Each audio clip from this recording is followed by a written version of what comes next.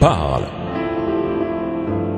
Chaque jour, Charles et Carole vous présentent la leçon de l'école du sabbat.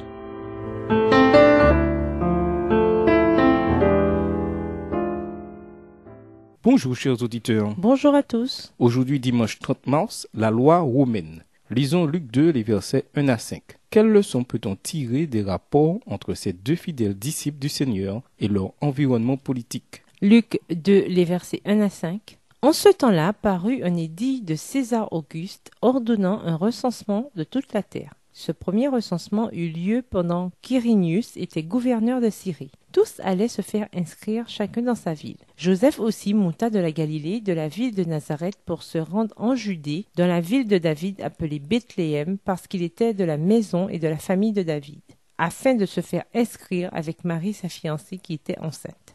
Depuis l'époque des premières années de la République, les Romains reconnaissaient l'importance de disposer des lois écrites pour la gouvernance de la société. En réalité, le système de la loi constitutionnelle établi par les Romains est resté la base de grand nombre des systèmes judiciaires des sociétés démocratiques d'aujourd'hui. Globalement, Rome permettait aux royaumes vassaux de conserver leurs propres coutumes, mais tous les sujets devaient obéir aux lois impériales et sénatoriales. De toute évidence, cela incluait Joseph et Marie. La loi romaine concernait l'ordre dans la société. En tant que telle, elle s'intéressait non seulement aux questions gouvernementales, mais aussi à la conduite réglementée dans le cadre privé. En plus de stipuler les procédures de sélection des candidats aux fonctions officielles, la loi romaine traitait également de sujets comme l'adultère et les relations maître-esclave. Beaucoup des codes sociaux sont similaires à ceux que l'on trouve dans l'Ancien Testament et dans d'autres sociétés. Si l'on veut comprendre le contexte culturel de la rédaction des livres du Nouveau Testament,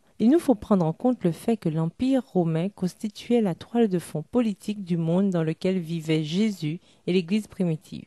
Quand on en apprend davantage sur l'environnement de l'époque, de nombreux événements du Nouveau Testament, depuis la mort de Jésus jusqu'à l'emprisonnement de Paul, deviennent beaucoup plus clairs. Bien entendu, nul besoin d'être expert en histoire romaine pour comprendre ce qu'il est nécessaire de savoir pour notre salut. Cependant, quand nous en avons la possibilité, acquérir des connaissances historiques peut être bien utile.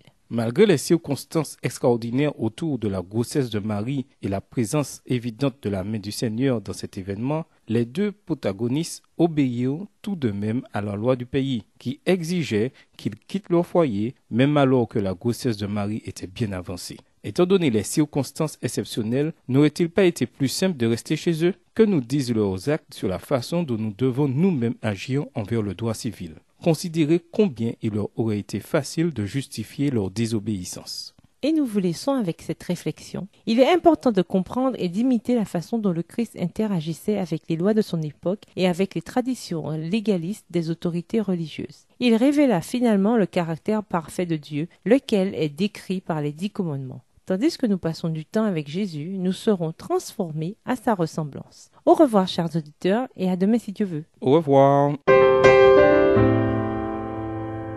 Dieu nous parle.